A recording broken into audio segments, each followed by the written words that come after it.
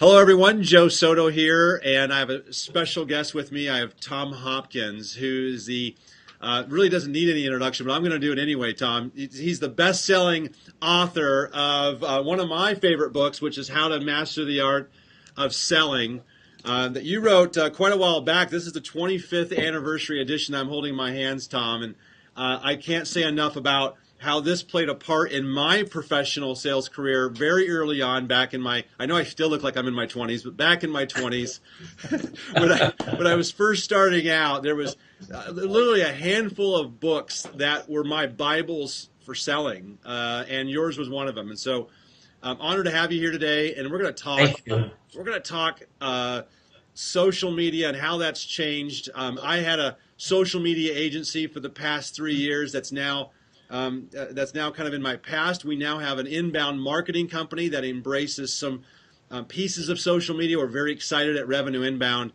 to be doing some unique things out there. But I think we've got a hot topic here because I believe for social media to work, it takes humans to work it.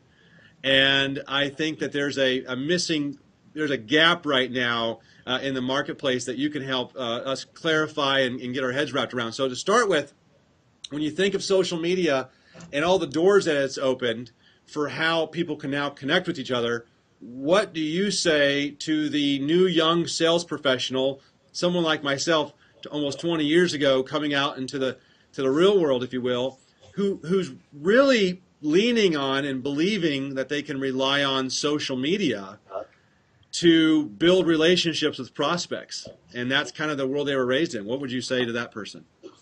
Well, I'd start off, Joe, by saying that social media is a wonderful, new, exciting tool, but it's like every tool.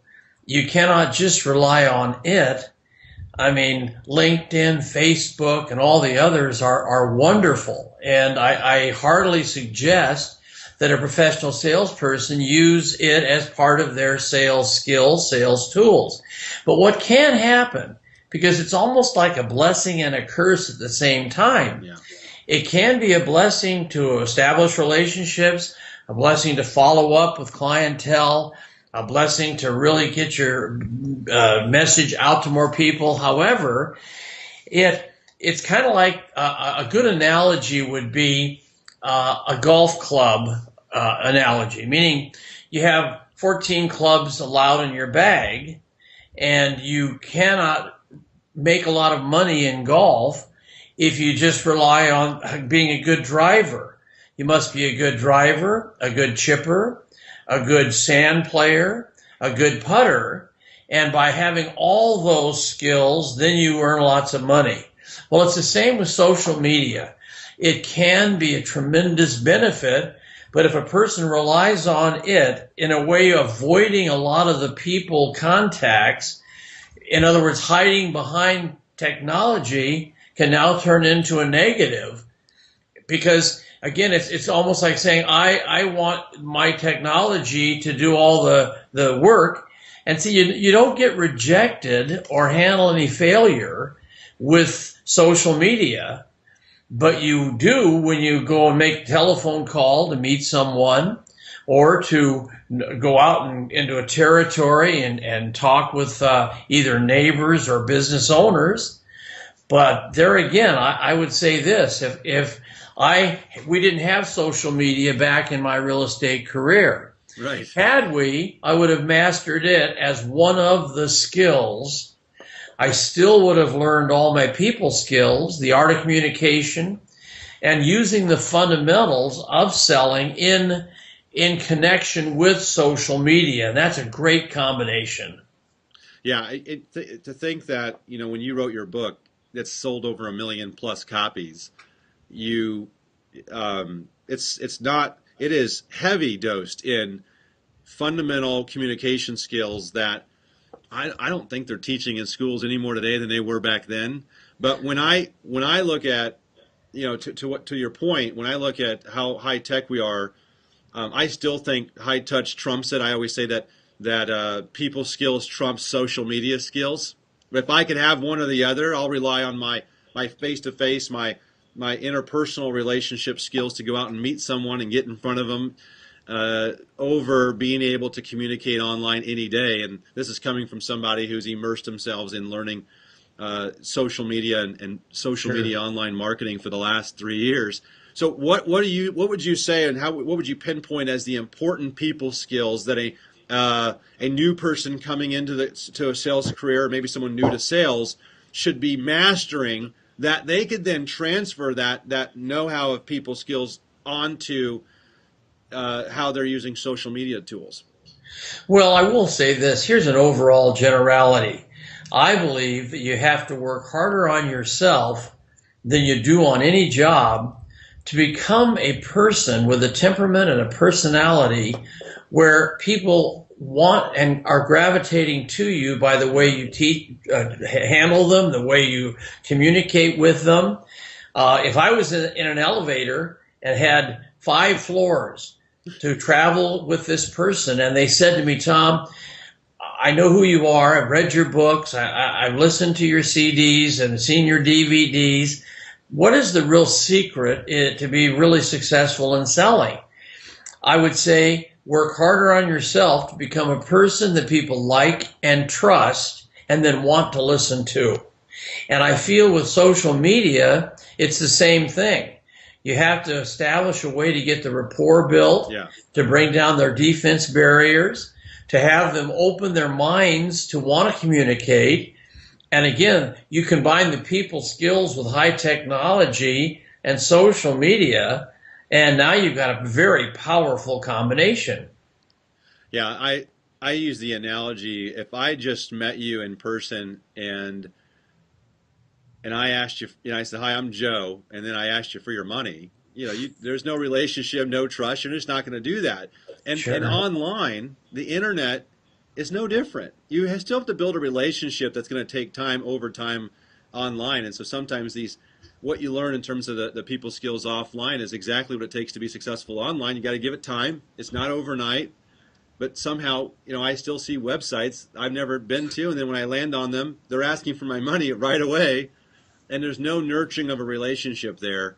And I think that's where it's changing. It's definitely changing, and that's where email marketing and blogging comes in, because it gives people an opportunity to communicate and stay in front of their customers in a way that's nurturing them along the way, not just saying, here, give me your money. And I think that's important. So in a world where I think we're overtrained on technology now, right? I'm seeing more training on how to use social media and how to use internet marketing than I am this stuff.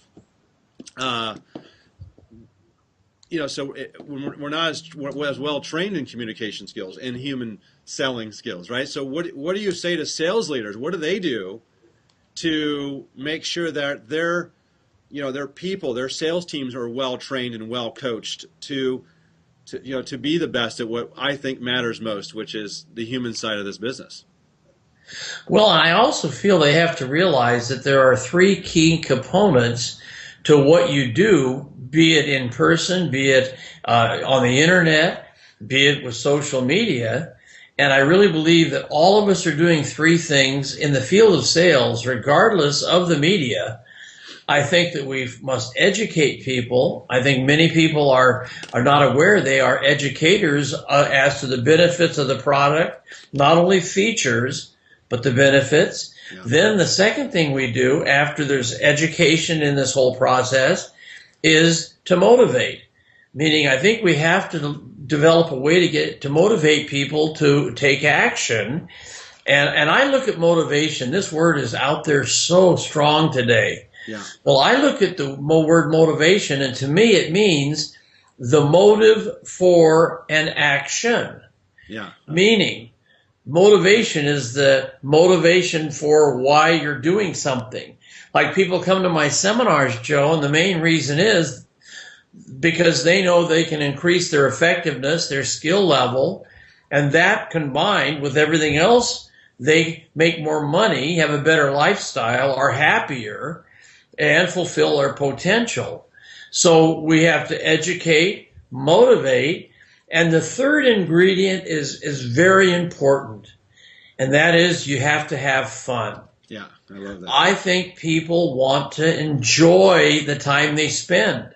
One of the reasons why about every 6 minutes in a presentation, either live or even on all of my different books or CDs, I try to build in humor, because people can't sit. Our normal seminars, 6 hours long. Yeah, it's a long time. To sit and listen to someone for 6 hours, if it's boring, people are not going to be retaining material. They aren't going to be listening intently. So again, if I can educate and they feel they're getting information that'll make them a better person, if I can motivate them to do something at the end of the program, say, you can have all the excitement in the world. It's like the guy that's so enthusiastic, but he never leaves his home. Right. He's not going to do well. Right. But if you can wrap up that whole envelope where you educate people, motivate them to make a decision and take action, and then have them have fun in the process, that's when you really got a powerful, I think, presentation. And this is social media advice, not just sales advice. That's what I love about it, because think about what we're trying to accomplish online. It isn't any different. This is congruent or consistent with what I've been saying for 3 years, having come out of the sales world myself, that social media is to be good at it, to get good at it, is just applying what you know offline that you've learned through sales or you learned through good communication training. And that's what's missing, is they haven't had it, some people, right? I've met people, I'll give you an example. I've met people at conferences, at social media conferences that I've tweeted with or I've connected with on LinkedIn, and you meet them in person and they can't even establish eye contact with you. They don't know how to give you a firm handshake. Really? Right. And I'm like, wait a minute, this person has no people skills in person, but online they made themselves appear something that they really weren't, and so you're not the full package. And educating people online about your products and services, and social media gives you an opportunity to do that. Motivating people to take action by using call to actions or giving people those action steps they can take, but to get them to retain it or to make you memorable and to keep that information ongoing, you've got to be entertaining. You've got to be fun. You know? So I'm sitting here taking notes on it because I think this isn't, I know you want to give sales advice, but this is social media advice. And it works both ways for people. But it's pretty hard to do those things online if you don't know how to do them offline. Very, very well put. Yeah. Okay, so next question I have is just talking about the differences, and this came from having a discussion with Barb in our office yesterday. She was talking about the differences between online and offline communication. So, and we just kind of segued into it with our last piece. What advice would you give someone who's leaning on social media sites to start the conversation with prospects, and at what point should they put value in, hey, I'll give you put value in the face-to-face conversation or the phone conversation. For instance, we had a call this morning with someone, and it started online. It turned into a phone call, and I said, let's get in our car next week and drive up and see him. Now, I think where some sales professionals go wrong, and I own a professional service firm, right? And so we sell an intangible service, which is inbound marketing products and services online. And so, but I still know the value in just getting in my car and driving, even if it's 3 or 4 hours, to go meet with that person face to face. Because I said, that's going to mean more than us having another teleconference call or connecting with them on LinkedIn or answering questions through email. It doesn't have the weight. So what do you say to somebody who says, I think I can lean on it. I think I don't need to do that. I can just handle it through the internet. Well, I would say they're robbing themselves of business, of income, because they are focusing on one entity instead of the entire package. And there are fundamentals, and I know you know them because obviously if you've studied my work, but things are important. Punctuality is something that most people today don't think about. But I think, be it social media, if I'm going to make a contact with you at 10, then it's not 10:05, it's not 10:10, it's exactly 10. And I think people in social media, if they're going to be using that as the process, they need to let people know they're on time. You know, hi, Joe, this is Tom. I told you we'd connect at 10 o'clock, and hey, it's Yes, sirree, right at 10. How Right, are right. you? See, I have in essence said to you, I value your time. And if you tell me 10, it's going to be 10. Where many people in sales are always running late. And there are people, I'm sure, in using your wonderful tools that aren't punctual. So the punctuality is important. Yeah. And again, here you said you got in your car to go meet people who you had all this relationship via the media, but you also, I'm sure, gave them good eye contact. Sure. You looked them in the eyes. They saw you were listening. You were focused. You weren't kind of having your mind wander. I'm sure if you shook their hand, it was a deep, firm handshake. Because, see, people are constantly judging us. Yeah. I will guarantee you, using social media, the people are judging how you come across, judging what you are using it for and how you're using it. Well, it's the same in the communication skills. You have to really ask a lot of questions. See, most people in sales are great talkers. They're great tellers. But I've had a total belief I've lived by, Joe, that you'll get everything in life you want when you stop telling and master the art of asking. In fact, one of the new concepts I'm teaching is how to become a master asker. I thought let's take asking questions and make it a generality of asker, but then you don't want to just be an asker. You want to be a master asker. It's kind of like if a person says, I'm just going to ask questions. And so they meet a person, a woman, and they say, hey, I'm going to ask questions. Are you ready? Ma'am, you look great. Is that a new girdle?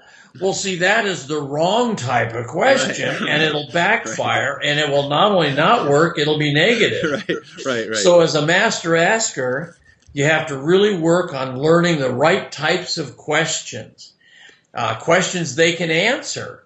One of the things I worry about with some people in social media, they are geniuses, and they know it so well, but then they're working with a client who is kind of a layman in the field, who doesn't grasp it real well. And I have always tried, Joe, to live with a make other people feel important, and make sure you don't threaten them with your knowledge. Yeah. And that, I think, is important. I've had people come into my office that are highly skilled in technology, and they almost overwhelm us with their knowledge. And I sit there. Of course, people aren't going to say, I'm not real smart. Can you cover that again? They aren't going to. They're just going to nod. Yeah. And they're going to keep saying, I don't get it, to themselves. Right. And I'm going to find someone that makes it easy, because I'm threatened by all this high technology that's not coming across with simplicity. Yeah. This is, I think, a competitive advantage in business, which is being able to take, particularly for professional service firms like myself that have technology-related services, and this goes for anybody selling really anything, right? To be able to, dumb it down and simplify and explain something in a way that your audience, online or offline, is going to understand it, and it's probably the highest compliment I could receive, and I've received it often when I do presentations that are social media focused, but my audience are the laymen in social media, but they're sales professionals or business professionals or managers who are still trying to wrap their head around it. To me, the highest compliment is, I finally get it. You put it in a way for me to understand what this is about and how I need to look at social media. So when someone says, for Joe, what's social media? And I say, it's word of mouth marketing powered by the internet. That's a simple way to understand it, right? Definitely. It's applying relationship building techniques that you know offline and doing the same type of behaviors online. You're just using tools as a medium to get your message out. You can't sacrifice your communication skills and your people skills for what you're going to try and do online. That comes first. But I think today, and I've had the experience of working with the younger groups, the millennials coming out of school. They're high tech. I have a couple of sons in college, so I know this firsthand. And they sometimes come out with the belief that, hey, I'm a good communicator because I know how to use these tools. So that what you're saying is, can't be any more important. I think what you were saying about, and I wrote it down about being the master asker, also very important for getting people to engage with you online. So if you're applying that same philosophy, Tom, and whoever's watching this who's thinking, how do I use it online? It's simple. Learn to ask great questions on Facebook. Ask great questions on Twitter. Ask great questions on LinkedIn, and get your potential prospects or people who might refer business to you ultimately someday, get them talking and get them giving you insightful answers that can then lead you further down the relationship, because you're learning how to ask great questions. Don't just talk at people online either.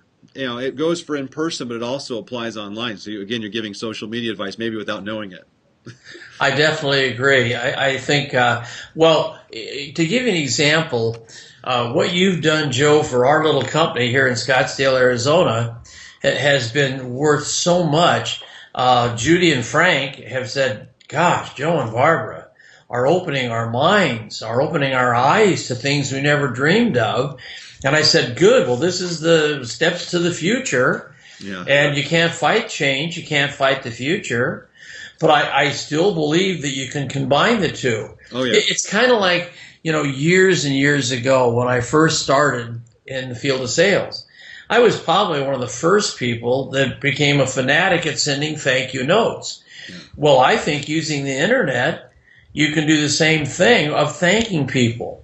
You can come up with some cute, clever little thank you messages that they will not only think are valuable and nice, but again, more rapport building, more I like you, trust you. That's right. Many people don't thank people today, but I wrote 10 professionally edited thank you notes, and people have access to them by going to our website, and they can just click in free resources. Yeah. And we will send them via the net resources that are totally free. Thank you notes, what phraseology to use, how to make the first contact.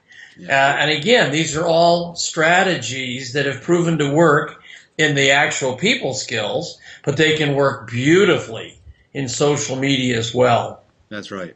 Well, I still think there's a lot of value in somebody getting a physical thank you card or thank you note from you. I agree. There's online tools, obviously, that can help you bridge that. But when somebody, I'll give you an example. I was at a conference 2-3 weeks ago in Chicago, and while I was there, I met a gentleman who had some services that he could definitely provide as a vendor to me that could help me.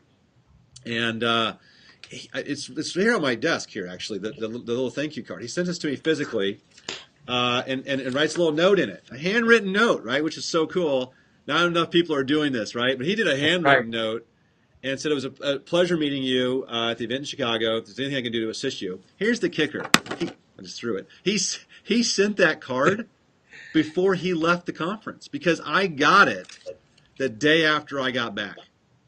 I mean, I just gotten back, and I'm like, wait a minute. He didn't go all the way back to Indiana and then mail it. He had these with him so he could be on top of it within a 24-hour period of meeting somebody. He was sending out a great to meet you card. I just think, because he could have went on Twitter. Sure. He could, I'm on everything in social media. He could have went on Google Plus. He could have went on LinkedIn and thanked me. Sure. But he did it in a personalized way, and I've kept it on my desk. You know how many other people's cards I have on my desk like this? No one. This guy. So he's going to stand out. What's so funny and wonderful is I tell my audiences that the handwritten thank you note has almost more importance and meaning today than it did back when I did it. Because back then, people started copying me. Right. When I was the top real estate agent in California, every other real estate agent would watch everything I did. So they started saying, this guy sends these little handwritten thank you notes. So they started doing it. And I believe today, no one's doing it. Right. Sure, you can do it verbally or you can do it on the internet, but I agree, be different. I've always tried, Joe, to teach people, be special, be different, do things no one else is doing, and you'll not only build a relationship, but people will beat a path to your door to do business with you. Yeah. Yeah, I agree. One of the things that Barb in our office does is she'll send out, especially if she knows you drink coffee, these little thank you cards. See, it says thank you, Oh, and that's so it's great. Starbucks, right? So they get their little branding. But some people will move mountains to get a free drink at Starbucks for the cost that it is nowadays. But I just think that's terrific. So she'll do things like that. You're right. 15, 20 years ago may not have seemed so different, but today that's like, well, I can tangibly go do something and go and get a cup of coffee, all thanks to our group. So I love that. So when you're thinking about how social media has helped or hurt the sales profession today, what would you say you would narrow it down to? Here's where it's helped the most. Which, for example, I'll preface it with my opinion. I think it helps with research and prospecting, and maybe you can add to that. And then where it hurts, maybe the middle part where you can prospect but you can't close on social media.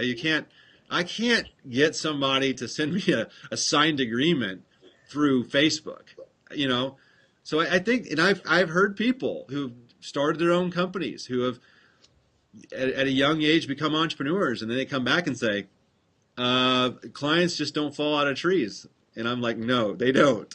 Our most important skill set might be our ability to sell, not our ability to deliver services, although that's an important function of what we do, but it might be our ability to sell. What do you say to that?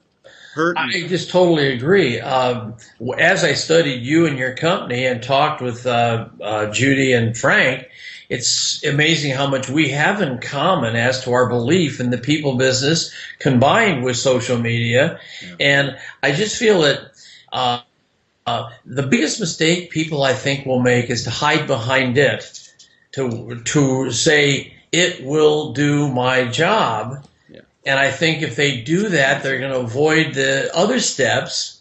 Again, they had a good drive. They just four-putted every green, which of course they will lose. Right. But I think that it's the same old story. You have to take the best and leave the rest of anything you're doing. And if you're relying on it to the point where you're not developing people relationships, and I will say this too. I hope that people realize that because of what social media offers, you can benefit globally.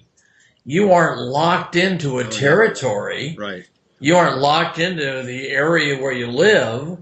I mean, what a tremendous advantage, again, if you become a master asker using the social media and doing all the little people skills at the same time. Right. Yeah, so if somebody's using the internet or using LinkedIn or Facebook or Twitter and seeing that, hey, let's just take real estate as an example, that they find it's easy to find out when someone's maybe moving to the area because they're talking about it on Twitter. It's one thing, everybody has the same playing field. It's really leveled out because they can reach out and use the tools to get to that person. But I think the person who gets the sale is the person who ends up meeting with that buyer and yes. is the most likable and has the skill sets, the best interest of the buyer in mind, who is going to win. I really like take the best and leave the rest, by the way. I wrote that down. But I think as we wrap up here, maybe the most insightful thing that we can take from this is that social media isn't going to do your job for you. It's not. You've said it a couple of times, and I want to reinforce it because I think it's important to distinguish that. And we use social media, and even our clients that say, we've had clients come to us and they say, we want you to manage social media for us. We want you to manage inbound marketing for us. We want you to manage this piece. And I say, we can do all these things, but at the end of the day, you can lead the horse to water, right? Yes. But if I can't make it drink. So exactly. If we can drive more traffic, if we can help convert that traffic into inquiries, that's a lead, right? Right. I can't do the rest. I can't go with you on a sales call. I'm not going to go do all that. And I think that's where it's still critical, and not critical. You've got an opportunity more than ever to do some of the things that that you've taught over the years, that you bring to the table. That I know that my son coming out of college, one of the first things that that he needs to do then is to continue his education by going to a seminar from someone like yourself and sitting through and learning from people that have already proven it out over the years. So I really appreciate you taking time today Tom, and talking these things out, because I think it's as much as you may not even realize it, it's social media advice. It's marketing advice online. It's how do we get people to embrace the best of both sides, the human side and the tech side, the high touch and high tech, and still make it a high touch world when we're so inundated, right, with technology. You can't run from it, can't avoid it. Right. But you can maximize it with doing what you know. Do you have any parting thoughts to that? And as we wrap up? Well, I will say this, that I think one of the big keys today is to make sure you have your short-term and long-term goals set. And too many people, I think, are kind of floating through life. They aren't focused on where they want to go. And I've always had a little belief that if you don't know where you're going, you're going to end up somewhere else. So you really need to get focused on the goals. And again, I come back to the fact that find a mentor. Find people like you, Joe, that they can rely on, or like myself in the people skill business. And I think you need to say, I'm looking for mentors that can help me be a better person first, then a better salesperson. Right. And there's a lot of them out there. But I just believe many people are kind of staying inside themselves or into the internet and technology. But I think they need to say, I am going to get people that are masters at what they do, and then I'm just going to copy what they do, internalize what they do. Because if you become a better you, you're going to relate to many more people in all aspects of your communication skills, your social media, and so forth. That's right. And get your head out of your phone sometimes, right? Yeah, right. I run into people all the time, and they won't even look up. They're so busy on their phone. I want to just take it from them and throw it. But I appreciate it. I think this is words to live by here, and we've spent 30 minutes going through this, and I think that some people will not just take a lot of notes, but they've got some action items to kind of reevaluate how they are looking at their own sales career and how it relates to using social media tools, and what to value and in what order to value it in. So thanks again, Tom, for being with us, and we're going to wrap up, and just wish everyone great success. And hopefully, I know you've got a lot more books than the one that I was showing off here at the beginning, and I think a lot of them are very relevant in today's day and age. I know you got a new book coming out in the fall. We won't talk about it yet, but maybe in a future interview we will. So my best to you, and thanks again. Thank you again, Joe.